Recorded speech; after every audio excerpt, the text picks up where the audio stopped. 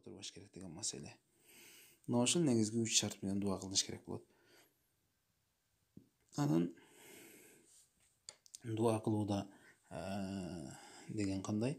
Дуа кылууда жогорудагы айтылган нерселерге каршы амалдар аткарылбаш керек. Анан биз айттык, себептерин аткарыш керек. Себептерден эң биринчи себеп дуаны баштаганда Аллах Таалага мактоолор, шүгүр айтып, жана пайгамбарыбызга салам салаваттарды айтып, жана дуаны бүтүргөндө дагы мына ушул салам салаваттар менен бүтүрүш керек болот, пайгамбарыбызга салам салаваттарды айтуу менен. Жана себеп, экинчи себеп, дуа кылып жаткан адам колун көтөрүп Аллага кайрылып дуа кылыш керек. Үчүнчүсү, дуа кылып жаткан адам экиленбеш керек, шектенбеш керек.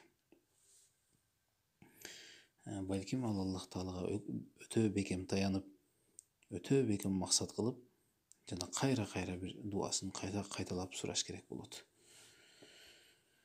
Төртүнчүсү, дуа кабыл боло турган убакыттар бар.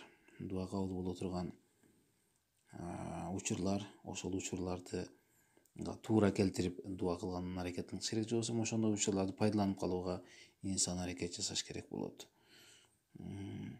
Ал кайсыл?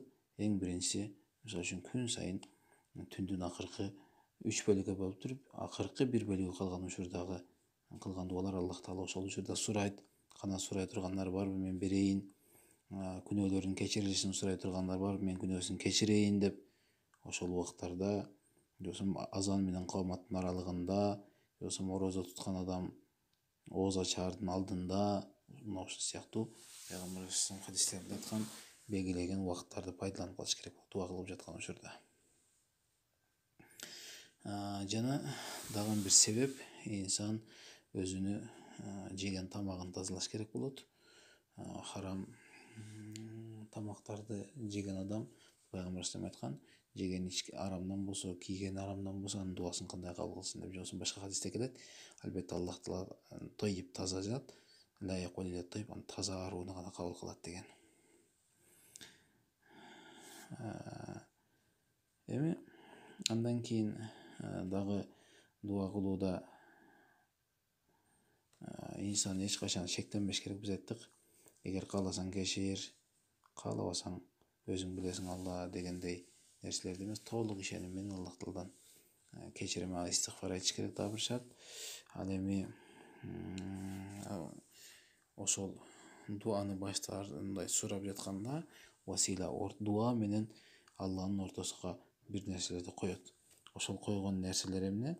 Ошол койгон нерселер эң биринчиси Аллах Субхана Тааланын ысым жана сыфаттарына. Я хайю я куйюм бирахматика астагид аслих ли шани кулла ва ла такилни иля нафси тарфат айн. Пайгамбарыбыз аркайсан бир кыйынчылык, бир оорчулук учурларда ошол дуаны кылаар эле деп сахабалар айтылат. Аллах Тааланын ысымдарын айтып, ысымдары менен чакыруу, жана ошондой эле салих амалдарын айтып, баягы үңкүрдөгү 3 киши бир үңкүргө кирип, таш жылып келип үңкүрдүн оозун жаап калганда, алар үчөөсү өздөрүнүн мурда кылган салих амалдарын эстеп, ошол амалдарын айтып, анан Аллага дуа кылып, мен ушундай кылдым, Алла сен үчүн бизди чыгаргын дегенде, биринчиси айтканда кичине ачылып, экинчиси айтканда дагы, үчүнчүсү айтканда дагы таш жылып, анан булар чыгып кетишет. Ушундай бир өзүнүн салих амалдарын айтып, Аллага дуа кылып кайрылуу. Ушундай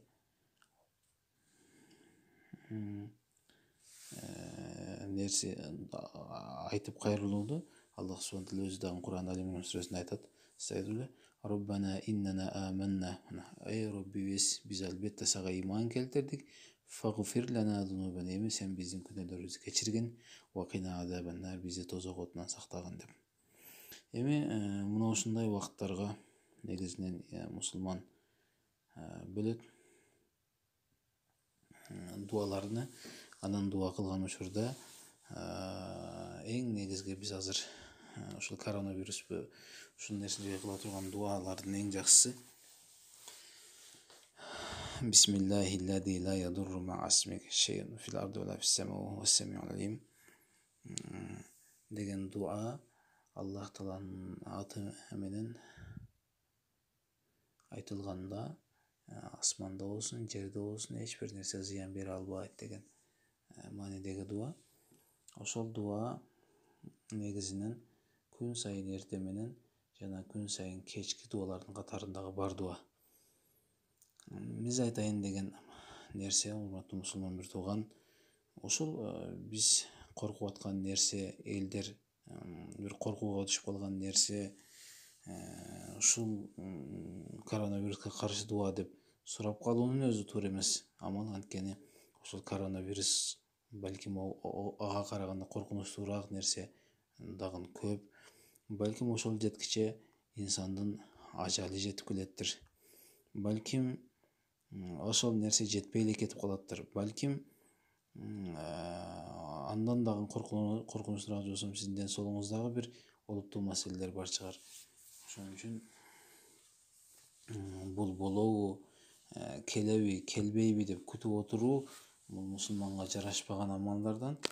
Пайгамбар алейхиссалам үйрөткөн, мусулман ушундай мындан дагы коркунучтуу, мындан дагы башка нерселердин бүт баардыгына каршы мына эрте мененки зикирлер, кечки зикирлер, эрте мененки аткарылган дуалардын көпчүлүгүндө Пайгамбар алейхиссалам ушундай фазилеттерин айткан. Эрте мененки күн чыгаардын алдынан окулган күн батаарга чейин инсанга коргонуч болот ар кандай жамандыктардан.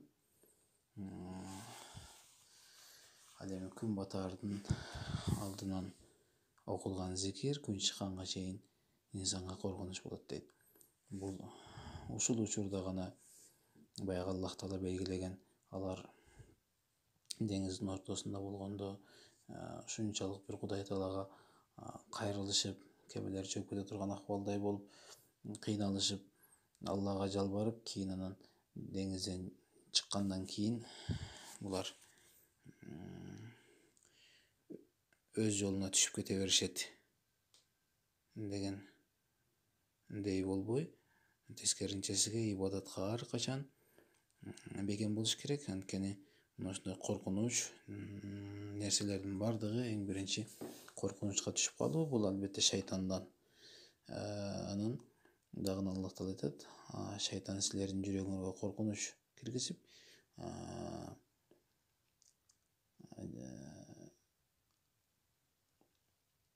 силерди жамандык ишке буйрат дейт.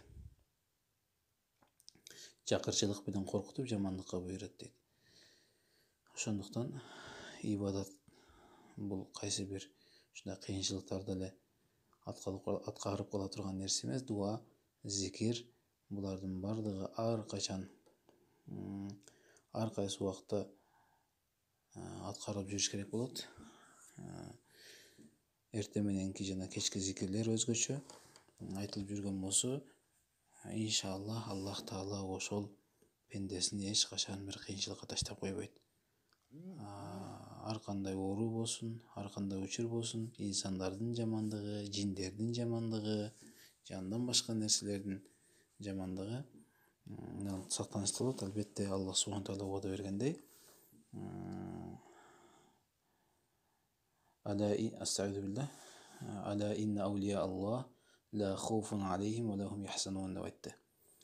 Албетте сиз ушундай ибадаттарды, зикирлерди, дуаларды өз убагында аткарып жүргөн болсоңуз, кыйынчылык келип калганда эле эмес, ар качан анда Аллах Таалага жакын болосуз. Аллах Таала айтып атат, Ала инна аулия Аллах, албетте эмеспи, албетте Аллага жакын болгон инсандар ла хауфун алейхим, аларга коркунуч да болбойт, ва ла хум яхзанун, алар эч качан өкүнүчтө да калышпайт деп айтты Аллах Субхана Таала. Бардыгыбызды өзүнө жакын болгон,